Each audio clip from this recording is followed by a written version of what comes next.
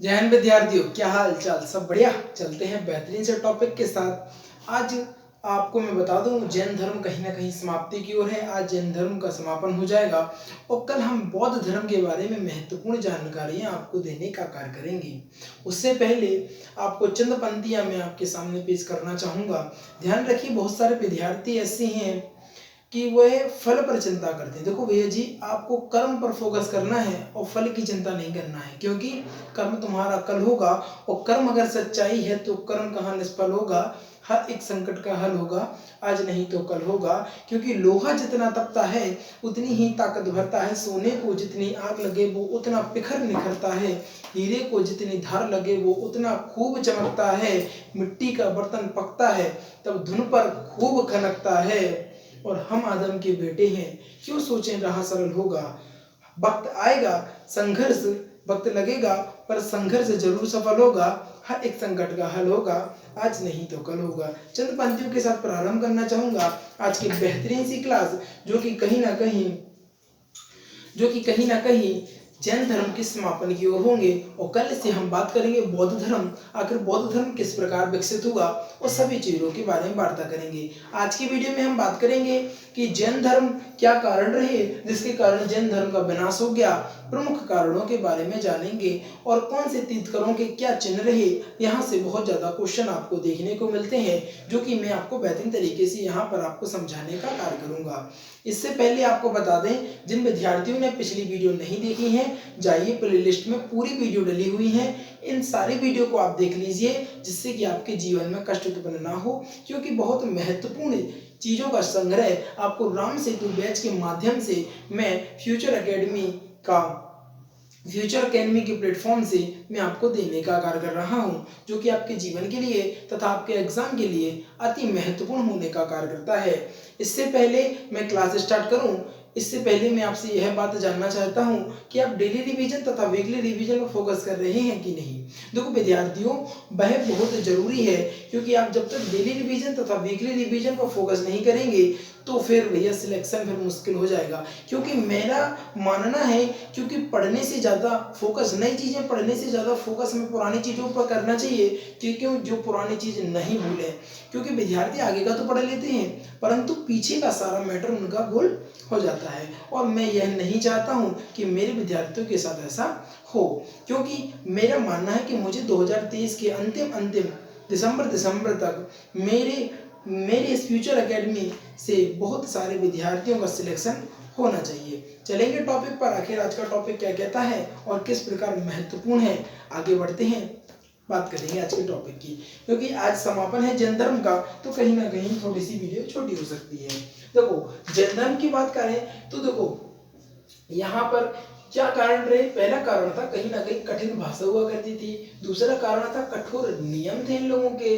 तीसरा था महिलाओं का यह असम्मान करते थे। इसके अलावा चौथा, राजाओं के द्वारा संरक्षण ना प्राप्त हो सका, यानी राजाओं का संरक्षण न प्राप्त नहीं था। ये पहली बात तो निवस्त्र रहते थे। और इसके अलावा यह ब्रह्मचार्य को पालन करते थे। यह प्रमुख कारण थे जो कि जैन धर्म को विनाश की ओर ले गए और कहीं ना कहीं जैन धर्म का विनाश होगा। आपको बता दें, पहला था कठिन भाषा, दूसरा कठोर नियम, तीसरा आपको बता दें स्त्रियों का सम्मान, राजाओं द्वारा इसको संरक्षण ना प्राप्त होना, निवस्त्र रहना और ब्रह्मचारी रहना। इसके अलावा आपके लिए महत्वपूर्ण चीजें यहाँ से उत्पन्न होती हैं। देखो बहुत महत्वपूर्ण है, इस पर वेरी इंपॉर्टेंट डाल दीजिएगा। देखो प्रमुख जैन तीर्थकर एवं उनके तीर्थक के प्रतीक। आपको बता दें, एएलपी की वैकेंसी में हर शिफ्ट में यह सवाल देखा गया था। जो एएलपी की वैकेंसी थी ना आपकी, इसमें प्रत्येक क्वेश्चन हर शिफ्ट में देखा गया था। तो आपको क्रमबद्ध तरीके से बात करें तो पहले जो तीर्थकर थे उनका नाम था ऋषभदेव। इनका जो चिन्ह था वो कहीं ना कहीं बैल हुआ करता था। अगर बात करें दूसरे तीर्थकर की तो ये थे अजीत नाथ, इनका चिन्ह था हाथी। इसके बाद बात करेंगे तीसरे की तो ये थे संभवनाथ, इनका चिन्ह था अश्व। छठवें जो तीर्थकर थे वो थे पदम प्रभु, ये कौन थे? ये थे, इनका चिन्ह था कमल का फूल। सातवीं की अगर बात करें तो ये थे सुपार्श्वनाथ, क्या नाम था इनका? स्वास्थ्विक चिन्ह था। क्या था? स्वास्थ्विक। इसके बाद 19वें जो तीर्थकर थे मल्लिक नाथ, इनका जो चिन्ह था कलश हुआ करता था। इसके अलावा 21वें जो तीर्थकर थे वो उनका जो वो तीर्थकर कौन थे, कहना सर नेमिनाथ का था नील कमल चिन्ह। 22वें तीर्थकर थे ये थे अरिष्ट नेमि, इनका था संघ। 23वें तीर्थकर पारसनाथ सर्प था। और इसके अलावा 24वें तीर्थकर महावीर स्वामी, जिनको हम बहुत बेहतरीन तरीके से अभी पढ़ चुके हैं, वो थे, उनका चिन्ह था सिंह। महत्वपूर्ण रूप से आपको ये देखो ये इंपॉर्टेंट हो जाता है, ये इंपॉर्टेंट हो जाता है। इसके अलावा आपको बता दें महत्वपूर्ण जो है वो मैं यहाँ पर एक बार इंपॉर्टेंट भी लिख देता हूँ, यहाँ पर ये इंपॉर्टेंट हो जाता है। इसके अलावा आपको बता दें ये वाला इंपॉर्टेंट, कहीं ना कहीं ये बहुत महत्वपूर्ण है, इनको तो आप कम से कम याद कर ही लीजिए। एक बार रिवीजन कर लेते हैं बेहतरीन तरीके से। देखो जैन धर्म के विनाश का जो कारण था, पहला था इनका कठोर नियम हुआ करते थे, कठोर नियम थे, कठोर भाषा थी, महिलाओं का सम्मान था, राजाओं द्वारा संरक्षण इन्हें प्राप्त नहीं था, निवस्त्र रहते थे, इसके अलावा ये ब्रह्मचार भी रहते थे।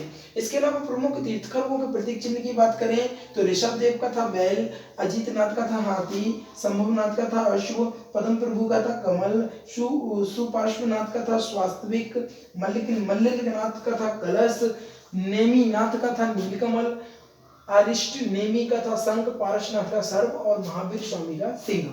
आज कहीं ना कहीं आप जैन धर्म की समाप्ति की ओर हैं और आज जैन धर्म समापन है, इसलिए थोड़ी सी वीडियो आपको छोटी सी हो गई, लेकिन पता मैं सोच रहा था कि कल ही इसको कवर कर दूं, बट हो नहीं पाया। मैंने कहा नहीं, रिस्क नहीं लेना है, ऐसा ना हो कि बच्चों को ज़्यादा हो जाए और समझ में ना आए। देखो सारी चीज़ें, क्योंकि ये वाली चीज़ महत्वपूर्ण थी, ये तो मैं छोड़ भी देता, कोई फर्क नहीं पड़ता ज़्यादा, क्योंकि यार तो खुद ही आपको पता है कि जिस धर्म में महिलाओं का असम्मान होगा तो फिर क्या है, कुछ तो बचना है उसमें, है ना। और राजाओं द्वारा इसकी कठिन भाषा थी, ये तो खुद ही कर लेते, परंतु ये महत्वपूर्ण था। एग्जाम में, एएलपी के एग्जाम में हर शिफ्ट में इस यहाँ से क्वेश्चन आपको देखने को मिला। तो आज अब बताइए मुझे एक बात कि आज की क्लास कैसी लगी। कहीं ना कहीं आज की क्लास भी जानदार शानदार होने का कार्य कर रही थी। बशर्ते आप डेली रिवीजन तथा वीकली रिवीजन पर फोकस करेंगे तो इस बात की गारंटी है 2023 आपके लिए सुनहरा मौका है एक जॉब का, और कहीं ना कहीं बेहतरीन सी जॉब और कामयाबी आपके हाथ में होगी। इस बात की मैं गारंटी देता हूँ विद्यार्थियों, क्या गारंटी देता हूँ। बशर्ते आप डेली रिवीजन तथा वीकली रिवीजन पर फोकस करिए, डेली वीडियो पर बने रहिए, लाइक शेयर सब्सक्राइब करते रहिए। देखो आपके ग्रुप में आपको भेजने से बहुत फायदे हैं। आप अपने ग्रुप में भेजेंगे तो कहीं ना कहीं लगेगा कि नहीं डिस्कशन होगा, नहीं सर बहुत जानदार पढ़ा रहे, शानदार पढ़ा रहे।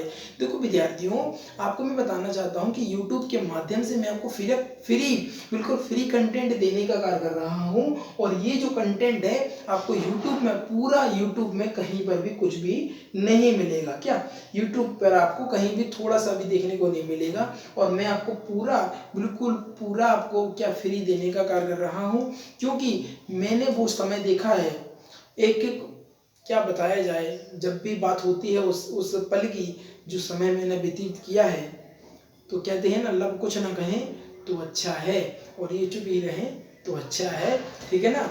तो आप ध्यान रखिएगा, और जो नए विद्यार्थी हैं जल्दी से वीडियो को लाइक कर दीजिएगा, चैनल को सब्सक्राइब कर लीजिएगा और शेयर करके आइएगा अपने यार दोस्तों और चाहने वालों के साथ, क्योंकि आज की जो वीडियो थी कहीं ना कहीं बेहतरीन गजब लाजवाब होने का कार्य कर रही थी। इन्हीं चंद शब्दों के साथ बदल लेना चाहूँगा। जीवन में आनंदित रहिएगा और आगे बढ़ते रहिएगा। थैंक्स फॉर वॉचिंग, और इसका स्क्रीनशॉट ले लीजिएगा। कल बात करेंगे बौद्ध धर्म पर, बहुत बेहतरीन तरीके से बौद्ध धर्म के बारे में मैं आपको जानकारी दूंगा, ठीक है ना। चलिए इसका स्क्रीनशॉट ले लीजिए, ठीक है।